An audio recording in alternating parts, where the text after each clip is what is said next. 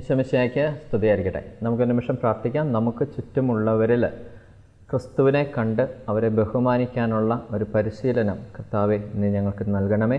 സ്വർഗം തുറന്ന് അതിനുള്ള ഒരു കൃപ വർഷിക്കണമേ. പരിശുദ്ധ അമ്മേ, അതിനുവേണ്ടി പ്രാർത്ഥിക്കണമേ. നന്മ നിറഞ്ഞ മറിയമേ സ്വസ്തി. കർത്താവ് നിന്നോടുകൂടെ സ്ത്രീകൾ നീ അനുഗ്രഹിക്കപ്പെട്ട നിൻ്റെ ഉദരത്തിൻ ഫലമായി ഈശോ അനുഗ്രഹിക്കപ്പെട്ടവനാവുന്നു. പരിശുദ്ധ മറിയമേ തമ്പുരാൻ്റെ അമ്മേ, പാപികളായ ഞങ്ങൾക്ക് വേണ്ടി ഇപ്പോഴും ഇടമരണ സമയത്തും തമ്പുരാൻ്റെ അപേക്ഷിച്ചുള്ളമേ. ആമേൻ. വചനം ഇങ്ങനെ പറയുന്നു. മത്തായി 10, 40, 41, 42 വചനങ്ങൾ. നിങ്ങളെ സ്വീകരിക്കുന്നവൻ എന്നെ സ്വീകരിക്കുന്നു, എന്നെ സ്വീകരിക്കുന്നവൻ എന്നെ അയച്ചവനെ സ്വീകരിക്കുന്നു. നിങ്ങളെ സ്വീകരിക്കുന്നവൻ എന്നെ സ്വീകരിക്കുന്നു, എന്നെ സ്വീകരിക്കുന്നവൻ എന്നെ അയച്ചവനെ സ്വീകരിക്കുന്നു. പ്രവാചകനെ പ്രവാചകനായി സ്വീകരിക്കുന്നവന് പ്രവാചകൻ്റെ പ്രതിഫലവും നീതിമാനെ നീതിമാനായി സ്വീകരിക്കുന്നവന് നീതിമാൻ്റെ പ്രതിഫലവും ലഭിക്കുന്നു.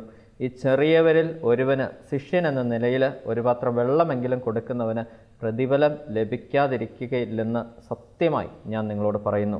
പ്രവാചകനെ പ്രവാചകനായി സ്വീകരിക്കുന്നവന് പ്രവാചകൻ്റെ പ്രതിഫലവും നീതിമാനെ നീതിമാനായി സ്വീകരിക്കുന്നവന് നീതിമാൻ്റെ പ്രതിഫലവും ലഭിക്കുന്നു. വലിയൊരു കാര്യമാണ് കർത്താവ് നമ്മളോട് പറയാൻ ആഗ്രഹിക്കുന്നതെന്ന് തോന്നുന്നു. ഞാൻ ഉൾപ്പെടെ നമ്മളോട് കർത്താവ് പറയാൻ ആഗ്രഹിക്കുന്നത് വലിയൊരു കാര്യമാണ്. പ്രവാചകനെ പ്രവാചകനായി സ്വീകരിക്കുന്നവന് പ്രവാചകൻ്റെ പ്രതിഫലവും നീതിമാനെ നീതിമാനായി സ്വീകരിക്കുന്നവന് നീതിമാൻ്റെ പ്രതിഫലവും ലഭിക്കുന്നു. കാരണം നമ്മൾ നമ്മുടെ ജീവിതത്തിൽ മുമ്പോട്ട് നയിക്കപ്പെടുന്നവരാണ്. ജീവിതത്തിൽ, നമ്മുടെ കുടുംബജീവിതത്തിൽ, നമ്മുടെ പ്രൊഫഷണൽ ലൈഫിൽ, ജോലി മേഖലകളിൽ നമ്മളൊക്കെ ഇങ്ങനെ വളർന്ന് വരണമെന്ന് ആഗ്രഹിക്കുന്നവരാണ്. ഒരിക്കലും താഴോട്ട് പോകണമെന്ന് ആഗ്രഹിക്കുന്നവരല്ല നമ്മൾ. ശരിയല്ലേ? നമുക്ക് കുടുംബജീവിതം മെച്ചപ്പെടണം, നമ്മുടെ ജോലി മേഖല മെച്ചപ്പെടണം, പഠനത്തിൽ നമ്മൾ മെച്ചപ്പെടണം, അല്ലെങ്കിൽ ചെയ്യുന്ന കാര്യങ്ങൾ നമുക്ക് മെച്ചപ്പെടണം, ശുശ്രൂഷയിൽ നമുക്ക് മെച്ചപ്പെടണം എന്നൊക്കെ നമ്മൾ ഒത്തിരി ആഗ്രഹിക്കുന്നവരാണ്. അപ്പോൾ ആഗ്രഹിക്കുമ്പോൾ അതിനൊരു ഒരു ഷോർട്ട് കട്ട്, പെട്ടെന്ന് അതിലേക്ക് എത്താനായിട്ട് കർത്താവ് പറഞ്ഞൊരു കാര്യമാണ്, പ്രവാചകനെ പ്രവാചകനായി സ്വീകരിക്കുന്നവന് പ്രവാചകൻ്റെ പ്രതിഫലവും നീതിമാനെ നീതിമാനായി സ്വീകരിക്കുന്നവന് നീതിമാൻ്റെ പ്രതിഫലവും ലഭിക്കുന്നു. ഞാനിങ്ങനെ കർത്താവിനോട് ചോദിച്ചു, കർത്താവ് ഇതെന്താ നീ ഇങ്ങനെ ഉദ്ദേശിക്കുന്നത്, എന്താ അർത്ഥമാക്കുന്നത്? അപ്പോൾ കർത്താവ് പറഞ്ഞു തന്ന കാര്യം ഇതാണ്. അതെൻ്റെ മോനെ, നിന്നെ പഠിപ്പിക്കുന്ന ഒരു ടീച്ചർ, ഒരു സാറ് ആയിക്കൊള്ളട്ടെ, ഒരു ടീച്ചർ, ആ പഠിപ്പിക്കുന്നവർ അതൊരു അധ്യാപകനാണ്. ഓക്കെ, അധ്യാപകൻ അതൊരു പൊസിഷനാണ്. എ ടീച്ചർ ഒരു പൊസിഷനാണ്. ആ അധ്യാപകനെ നീ അധ്യാപകനായിട്ട് അധ്യാപികയായിട്ട് നീ കാണാൻ തുടങ്ങുമ്പോൾ, എന്ന് വെച്ചാൽ അത് ബഹുമാനിക്കാൻ നമ്മൾ പഠിക്കുക. ഈ റെസ്പെക്റ്റ് കാര്യങ്ങളെന്നൊക്കെ പറയുന്നത് ഈ ഗീവ് ആൻഡ് ടേക്ക് ആണ്. അത് അങ്ങോട്ട് കൊടുത്തെങ്കിലേ തിരിച്ചിങ്ങോട്ട് കിട്ടത്തുള്ളേ. നമുക്ക് റെസ്പെക്റ്റ് വേണോ നമ്മൾ വാശി പിടിച്ചിട്ട് കാര്യമില്ല. നമ്മൾ അങ്ങോട്ട് ബഹുമാനിക്കാൻ പഠിക്കണം, പരിശീലിക്കണം. നമ്മൾ പരിശീലിക്കണം. നമ്മുടെ കുഞ്ഞുങ്ങളെയൊക്കെ നമ്മൾ പരിശീലിപ്പിച്ചെടുക്കണം. അങ്ങനെ ഒരു നല്ലൊരു കൾച്ചർ, ഒരു ബഹുമാനിക്കുന്ന കൾച്ചർ നമ്മൾ രൂപപ്പെടുത്തി എടുക്കേണ്ടിയിരിക്കുന്നു. കാരണം നമ്മുടെ ഓപ്പോസിറ്റ് നിൽക്കുന്ന ഒരാളുടെ ഉള്ളിലും വസിക്കുന്ന ക്രിസ്തു തന്നെയാണ് ആ വ്യക്തിയും തന്നെ കഴിഞ്ഞും ശ്രേഷ്ഠനായിട്ട് കാണാനുള്ള ഒരു കാഴ്ചപ്പാട്, ഒരു കൾച്ചറ് നമ്മൾ ബിൽഡ് ചെയ്തെടുക്കേണ്ടിയിരിക്കുന്നു. ഞാൻ ഈ അടുത്ത നാളെ ഒരു സ്കൂളിൽ വിസിറ്റ് ചെയ്യാൻ ഇടയായി. ബിസിനസ്സിൻ്റെ ഒരു ആവശ്യത്തിന് വേണ്ടി കുറച്ച് ഓർഡേഴ്സ് ഒന്ന് ക്ലോസ് ചെയ്യാൻ വേണ്ടി ആ സ്കൂളിൽ ചെന്നതാണ്. അവിടെ ചെന്നപ്പോഴത്തേക്ക് അവിടെ നല്ലൊരു കൾച്ചർ അവർ മെയിൻറ്റെയിൻ ചെയ്യുന്നു. കാരണം അവിടെ റിസപ്ഷനിൽ ഇരിക്കുന്നവരുൾപ്പെടെ എല്ലാവരും നമ്മൾ ചെല്ലുമ്പോഴേ അവർ എണീറ്റ് നിൽക്കുന്നു, നമസ്തേ പറയുന്നു, നമുക്ക് എന്താണ് വന്നത്, ഭയങ്കര ഒരു പൊളൈറ്റായിട്ട് ഉപയോഗിക്കുന്ന വേർഡുകൾ അല്ലേ, പ്ലീസ്, താങ്ക് യു, സോറി, ഇങ്ങനത്തെ കാര്യങ്ങളൊക്കെ കൂടെ അവർ ഉപയോഗിക്കുന്നു. കാരണം അങ്ങനെ നല്ലൊരു കൾച്ചർ ബിൽഡ് ചെയ്തിരിക്കുന്നു. അവിടെ നമ്മൾ ചെന്ന് ഇരിക്കുമ്പോൾ തന്നെ ഒരു അതിഥി സൽക്കാരമൊക്കെ നല്ല പെർഫെക്റ്റ് ആയിട്ട് ഒരു കൾച്ചർ ബിൽഡ് ചെയ്ത് കൊണ്ടുവരിക. എന്നിട്ട് അവിടുത്തെ മാനേജ്മെൻറ്റ് ആണെങ്കിലും ജസ്റ്റ് നമ്മളെ കാണുമ്പോൾ തന്നെ എണീറ്റ് നിന്ന് നമ്മളെ വിഷ് ചെയ്തിട്ട് ഇരിക്കുന്നു. ഇത് കഴിയുമ്പോഴത്തേക്ക് നമ്മൾ പുറത്തോട്ട് ഇറങ്ങുമ്പോൾ നമുക്ക് കാണാൻ സാധിച്ചത് ആ സ്കൂളിൽ പഠിക്കുന്ന പിള്ളേരെല്ലാം അതേ ഒരു കൾച്ചറിലാണ് വരുന്നത്. അവരാ റെസ്പെക്റ്റ് ചെയ്യാനും കാര്യങ്ങളെല്ലാം അവർ പഠിച്ചു വരുക. കാരണം അത് നമ്മൾ പഠിച്ച് നമ്മൾ ജീവിതത്തിൽ അപ്ലൈ ചെയ്യുമ്പോൾ മാത്രമേ നമുക്ക് തിരിച്ച് റെസ്പെക്റ്റ് കിട്ടത്തുള്ളൂ. എന്നെ കഴിഞ്ഞും ശ്രേഷ്ഠനായ ഒരാളുടെ മുമ്പിൽ, അല്ലെങ്കിൽ ബഹുമാനിക്കപ്പെടേണ്ട ഒരു വ്യക്തിയുടെ മുമ്പിൽ ഞാൻ കാലിൻ്റെ പുറത്ത് കാല് വിട്ടിരുന്ന് കഴിഞ്ഞാൽ എനിക്ക് തിരിച്ച് ബഹുമാനം കിട്ടണമെന്ന് പറഞ്ഞാൽ എന്താ അതിൻ്റെ ലോജിക്ക്? ഒരിക്കലും കിട്ടത്തില്ല. കാരണം ഒരു അധ്യാപകനെ അധ്യാപകനായിട്ട് തന്നെ ഞാൻ റെസ്പെക്റ്റ് ചെയ്യണം. കാരണം എനിക്ക് ഒരു വിദ്യ പഠിപ്പിച്ചു തരുന്ന ഒരാളാണ്, അല്ലെ ഒരു ടെക്നോളജി എനിക്ക് മനസ്സിലാക്കി തരുന്ന ഒരാളാണ്. അല്ലെ ഒരു വചനം എനിക്ക് വ്യാഖ്യാനിച്ച് തരുന്ന ഒരാളാണ്. അതിനാണല്ലോ ടീച്ചർ എന്ന് പറയുന്നത്, അല്ലേ? ഒരു ടീച്ചർ എന്ന് പറഞ്ഞു കഴിഞ്ഞാൽ അതിൻ്റെ ഒരു ഡെഫിനേഷനൊക്കെ ഇങ്ങനെ പറയുന്നുണ്ട്. നമ്മുടെ ഫ്രണ്ടിൽ നിൽക്കുന്ന ഒരു വ്യക്തിയെ, ആ വ്യക്തിയുടെ ഉള്ളിൽ എന്താണോ കഴിവ് ദൈവം നിക്ഷേപിച്ചിരിക്കുന്നത്, ആ വ്യക്തി പോലും അറിയാതെ ആ കഴിവിനെ പുറത്തെടുത്ത് ആ വ്യക്തിയെ ആ കഴിവിലേക്ക് രൂപപ്പെടുത്തി എടുക്കാൻ കഴിവുള്ള ഒരാളെയാണ് ടീച്ചർ എന്ന് പറയുന്നത്. അപ്പോൾ ഇപ്പോൾ എൻ്റെ ഉള്ളിൽ ഒരു എബിലിറ്റി കിടപ്പുണ്ട്. ഞാൻ എൻ്റെ ടീച്ചറിനെ ബഹുമാനിക്കുമ്പോൾ, എൻ്റെ ടീച്ചറിനെ ബഹുമാനിച്ച് തുടങ്ങുമ്പോൾ ആ ടീച്ചറിൻ്റെ ഒരു അറ്റൻഷൻ എനിക്ക് കിട്ടാൻ തുടങ്ങും. അല്ല, ഞാനൊരു ടീച്ചറിനെ കാണുമ്പോൾ എണീറ്റ് നിൽക്കുന്നു, ഞാനൊരു ഗുഡ് മോർണിംഗ് അല്ലെ ഗുഡ് ആഫ്റ്റർനൂൺ പറയുന്നു. ടീച്ചറെ പറയുന്നൊരു കാര്യം ഞാൻ കൈകെട്ടി നിന്ന് കേൾക്കുന്നു, അത് അനുസരിക്കുന്നു, എൻ്റെ ഹോംവർക്കൊക്കെ ഞാൻ കറക്റ്റായിട്ട് ചെയ്യുന്നു, ആ പറയുന്ന ട്രാക്കിൽ തന്നെ ഞാൻ പഠിച്ചു പോകുന്നു, അത് പറയുന്ന അസസ്മെൻ്റ് കാര്യങ്ങളൊക്കെ ഞാൻ പ്രോപ്പറായിട്ട് ചെയ്തു വരുന്നു. അങ്ങനെ വരുമ്പോൾ ആ ഒരു ടീച്ചറിൻ്റെ ഒരു സ്പെഷ്യൽ അറ്റൻഷൻ നമുക്ക് കിട്ടാൻ തുടങ്ങും.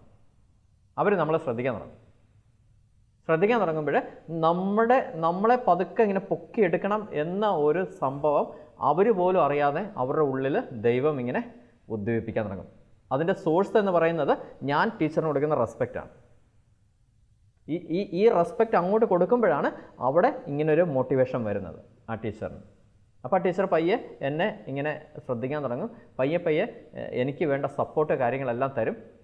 തന്ന് കാരണം ആ ടീച്ചറിൻ്റെ ആ ടീച്ചറിന് എന്ത് കഴിവാണോ ദൈവം കൊടുത്തിരിക്കുന്നത് അത് കംപ്ലീറ്റ് നമ്മളിലേക്ക് ഇങ്ങനെ അപ്ലൈഡായിട്ട് നമ്മളെ പതുക്കെ ഇങ്ങനെ പൊക്കി ഒരു ടീച്ചർ ആഗ്രഹിക്കുന്ന ഒരു ലെവലിൽ നമ്മളെ പൊക്കിയെടുക്കാനായിട്ട് ആ പുള്ളിക്കാരി അല്ലെങ്കിൽ ആ പുള്ളിക്കാർ നമ്മളിങ്ങനെ ഹെൽപ്പ് ചെയ്യാൻ തുടങ്ങും.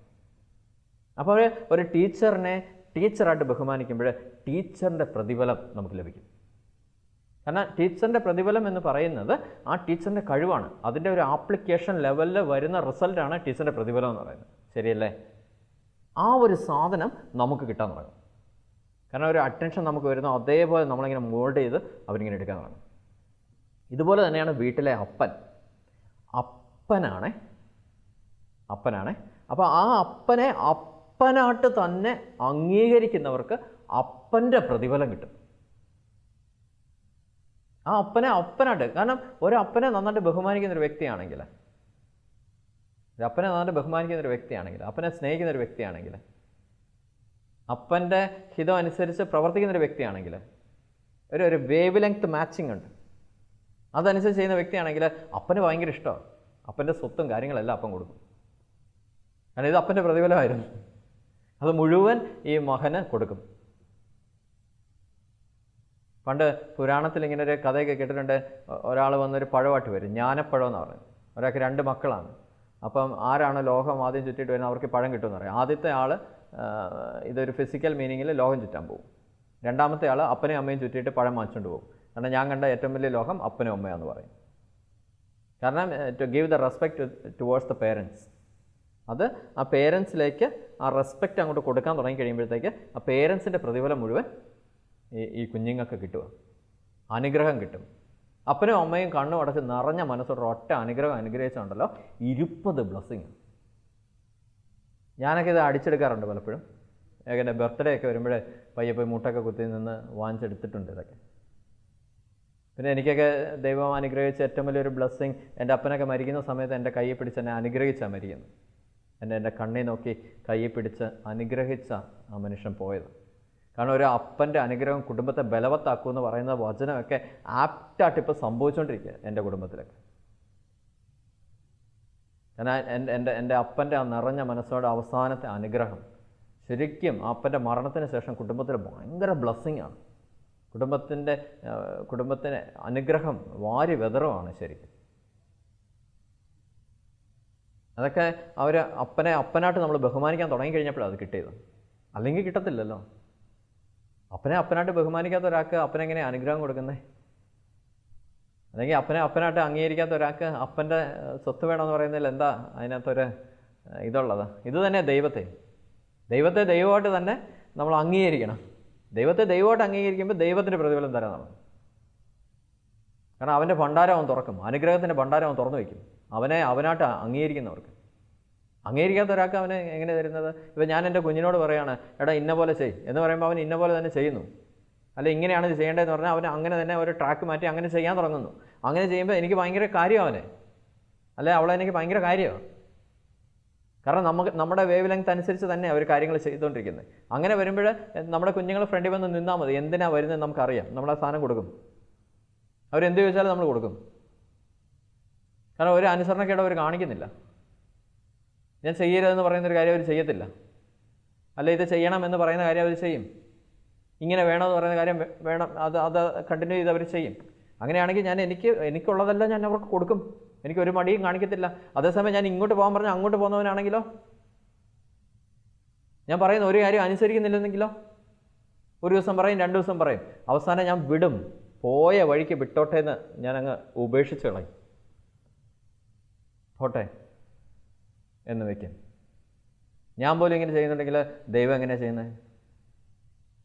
കാരണം നമ്മുടെ ചില ഇങ്ങനത്തെ സ്വഭാവങ്ങൾ കർത്താവിനുമുണ്ട്. കാരണം അവൻ്റെ സ്വന്തം ഛായയിലെ സാദൃശ്യത്തിലാണ് നമ്മളെ സൃഷ്ടിച്ചു വിട്ടേക്കുന്നത്. നമ്മുടെ ഇങ്ങനത്തെ ചില സ്വഭാവ വിശേഷങ്ങൾ അവനും ഉണ്ട്. ചില സ്വാർത്ഥതകൾ ഒക്കെ അവനും ഉണ്ട്. അവൻ്റെ കൂടെ ചേർന്ന് നിൽക്കണം എന്നൊരു സ്വാർത്ഥത. നമ്മുടെ ഓഫീസിൽ നിൽക്കുന്നൊരു സ്റ്റാഫ് നമ്മുടെ കൂടെ അങ്ങ് ചേർന്ന് നിൽക്കുന്നു എന്ന് കരുതുക. നമ്മളെ നന്നായിട്ട് റെസ്പെക്റ്റ് ചെയ്യുന്നു, നമ്മുടെ പൊസിഷന് നമുക്കൊരു വാല്യൂ തരുന്നുണ്ട് എന്ന് കരുതുക. അപ്പം ആ സ്റ്റാഫിനെ ഞാൻ പ്രൊട്ടക്റ്റ് ചെയ്യും, അവനെ ഞാൻ സപ്പോർട്ട് ചെയ്യും, അവനെ ഞാൻ വളർത്തിയെടുക്കും. ചില മിസ്റ്ററീസ്, രഹസ്യങ്ങളൊക്കെ ഞാൻ പറഞ്ഞു കൊടുക്കും. ഇപ്പം എൻ്റെയൊക്കെ ജീവിതത്തിൽ എൻ്റെ കമ്പനിയുടെ ഓണറുമായിട്ട് ഞാൻ ആ മനുഷ്യനെ നന്നായിട്ട് റെസ്പെക്റ്റ് ചെയ്യുന്നൊരു വ്യക്തിയാണ്. നമ്മൾ റെസ്പെക്റ്റ് ചെയ്തേ പറ്റത്തുള്ളൂ. കാരണം അത് നമുക്ക് ഭൂമിയിൽ ഏൽപ്പിക്കപ്പെട്ട യജമാനന്. ആ യജമാനെ നമ്മൾ റെസ്പെക്റ്റ് ചെയ്തില്ലെങ്കിൽ മുകളിലത്തെ യജമാനെ നമ്മൾ എങ്ങനെ റെസ്പെക്റ്റ് ചെയ്യും? അപ്പം നമ്മൾ നന്നായിട്ട് റെസ്പെക്റ്റ് ചെയ്യുമ്പോൾ ആ മനുഷ്യനോട് കൺസൾട്ട് ചെയ്തിട്ട് ഓരോ കാര്യങ്ങൾ നമ്മൾ ചെയ്യാൻ തുടങ്ങുമ്പോൾ, ഓരോ കാര്യങ്ങളുടെ CC ആ മനുഷ്യനോട് നമ്മൾ വെക്കാൻ തുടങ്ങി കഴിയുമ്പോൾ ചില രഹസ്യങ്ങളൊക്കെ നമുക്ക് പറഞ്ഞു തരും. മറ്റാർക്കും പറഞ്ഞു കൊടുക്കാത്ത ചില രഹസ്യങ്ങൾ നമുക്ക് പറഞ്ഞു തരും. ചില ബിസിനസ് ട്രിക്സ് നമുക്ക് പറഞ്ഞു തരും. നമ്മൾ പയ്യെ ആ സാധനം പതുക്കെ അപ്ലൈ ചെയ്യാൻ തുടങ്ങും, റിസൾട്ട് ഉണ്ടാകാൻ തുടങ്ങും. അതൊന്നും ഒരു മനുഷ്യനും പറഞ്ഞു കൊടുക്കാത്ത കാര്യങ്ങളാണ്.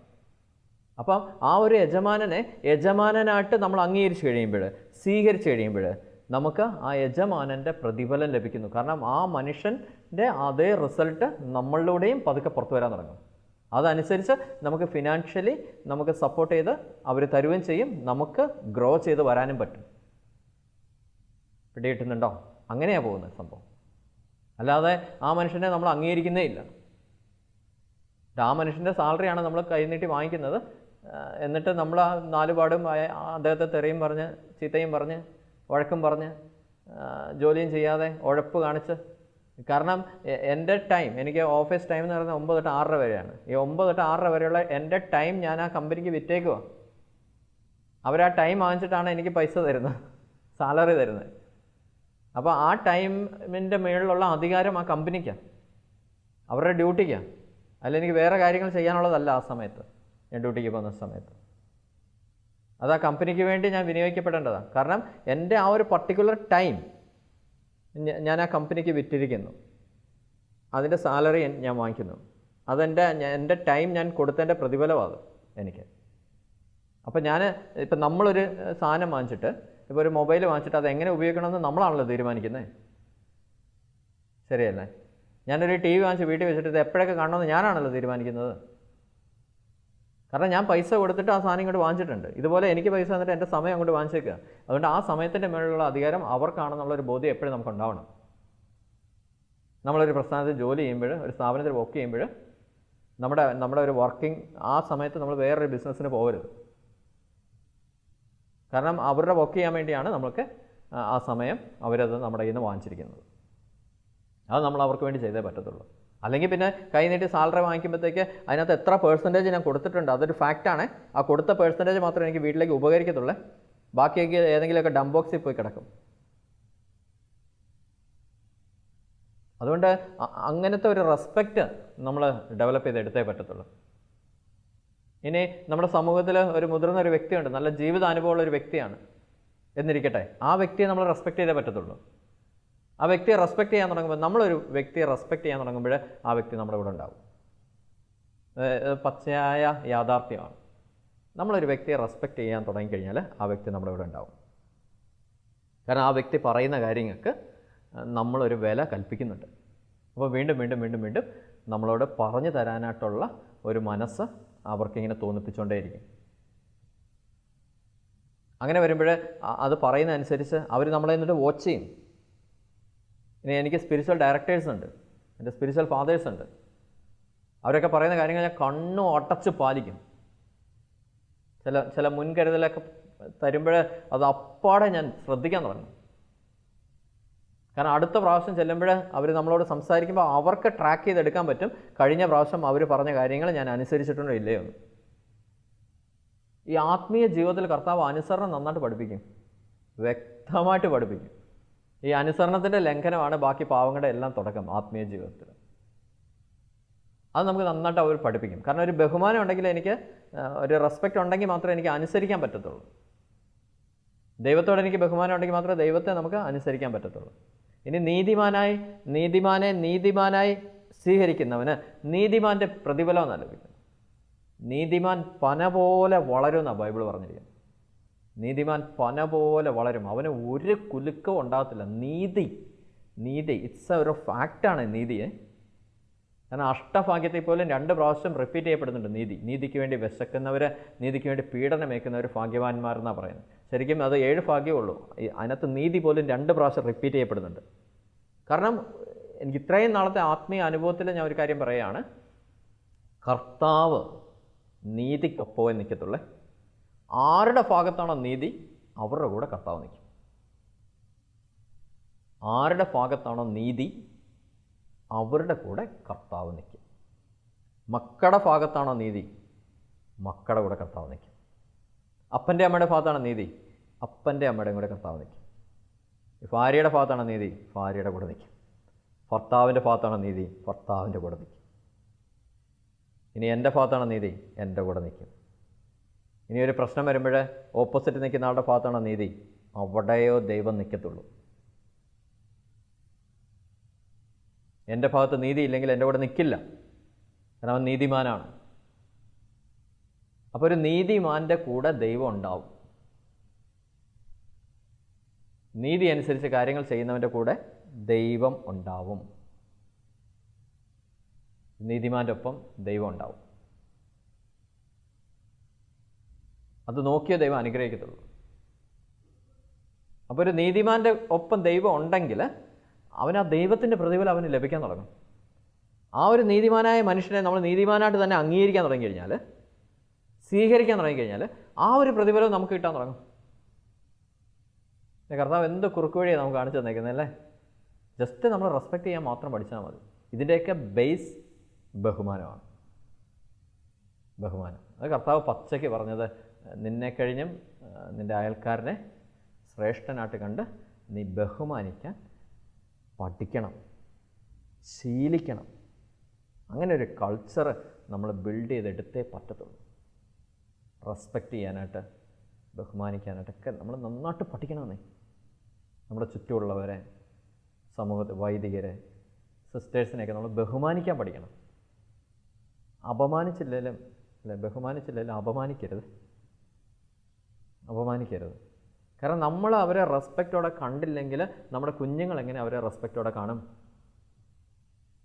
ഇനി നമ്മൾ അവരെ റെസ്പെക്റ്റ് ചെയ്യുന്നില്ലെങ്കിൽ ഒരു കാര്യം മനസ്സിലാക്കിക്കൊള്ളുക, ദൈവം ഒരുക്കി വെച്ച ആ സഭാ സംവിധാനത്തെയാണ് നമ്മൾ റെസ്പെക്റ്റ് ചെയ്യാത്തത്. അതോടുകൂടി ഒരു സംവിധാനത്തോട് റെസ്പെക്റ്റ് നമ്മൾ ചെയ്യുന്നില്ലെങ്കിൽ ആ സംവിധാനത്തോടുള്ള വിശ്വസ്തത അല്ലെ വിശ്വാസം നഷ്ടപ്പെട്ടു എന്നാണ് അതിൻ്റെ മീനിങ്. നമുക്ക് അതിനോടുള്ള വിശ്വാസം നഷ്ടപ്പെട്ടെങ്കിൽ കുഞ്ഞുങ്ങൾക്ക് അതിൻ്റെ ഇരട്ടി അതിനോട് വിശ്വാസം കാണത്തില്ല. പിന്നെ അവരിൽ നിന്ന് ഒരു തലമുറ വൈദികരോ സിസ്റ്റേഴ്സോ ഒന്നും ഉണ്ടാവില്ല.